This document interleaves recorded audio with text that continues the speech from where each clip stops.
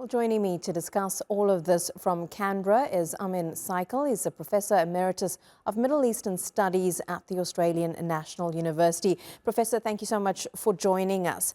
So the US is using the strikes against Yemen and the Houthis as a deterrence measure, and they've said they will be unrelenting until the Houthis stop their attacks. Do the Houthis have the capacity to take on the United States? Well, obviously, the Houthis do not have the same firepower as the United States has. And of course, the United States has the capacity to overwhelm Houthis' resistance.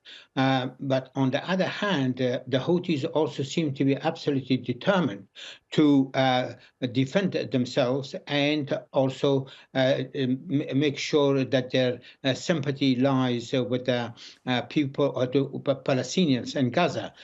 So I think what really is emerging from this confrontation is that while Houthis had stopped attacking ships in the Red Sea when the ceasefire came into force in Gaza.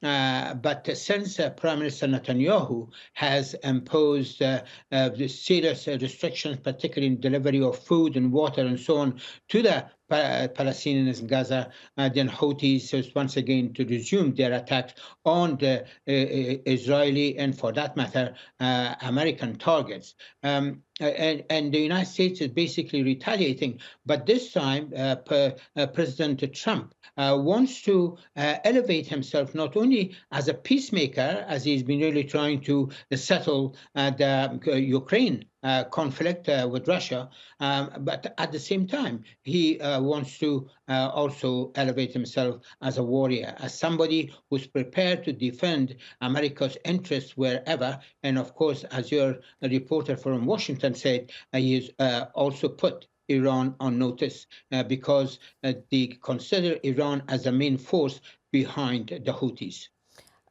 When you speak about Donald Trump wanting to be a peacemaker and a warrior at the same time, it's been interesting because he has been quick to speak to the Russian leader, to the Ukrainian leader, but of course he hasn't extended the same aspect when it comes to possibly Iran, to the Houthis. We know that the US sees the Houthis as a terrorist organization, but how much of his actions right now are in American interests as well, of course, in Israel's interests as well? Well, in the case of Iran, it is now established that President Trump has sent a letter to Iranian Supreme Leader Ayatollah Khamenei.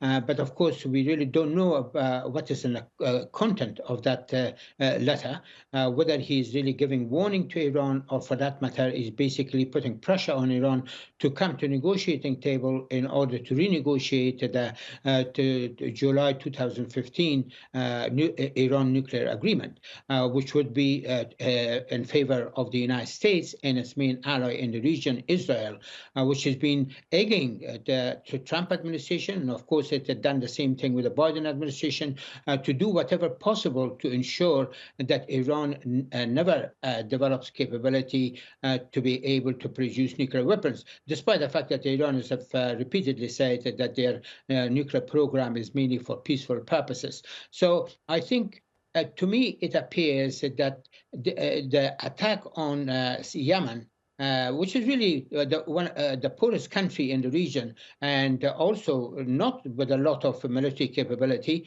and the Iranians have denied that they are really providing a lot of ammunition and so on to the Houthis.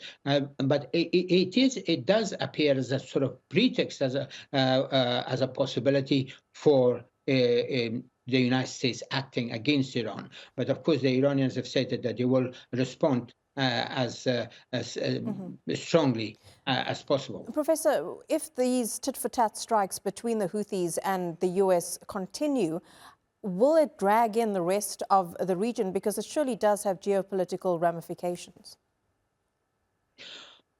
I don't think that the Houthis will receive a lot of support from the Arab countries. And of course, as we know, that there has been conflict between Houthis and Kingdom of Saudi Arabia, and Saudis has led a major Arab operations against the Houthis.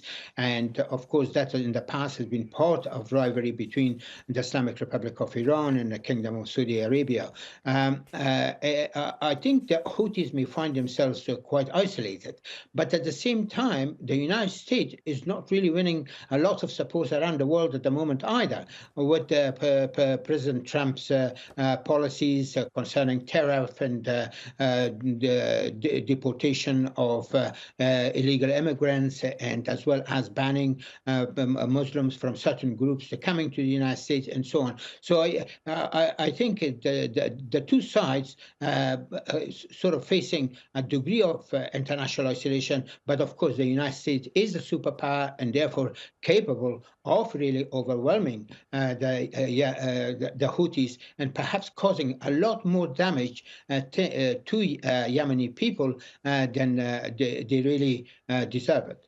Yeah, the civilians in Yemen will be most affected. Professor Amin Saikal, Professor Emeritus of Middle Eastern Studies, thank you so much for your analysis.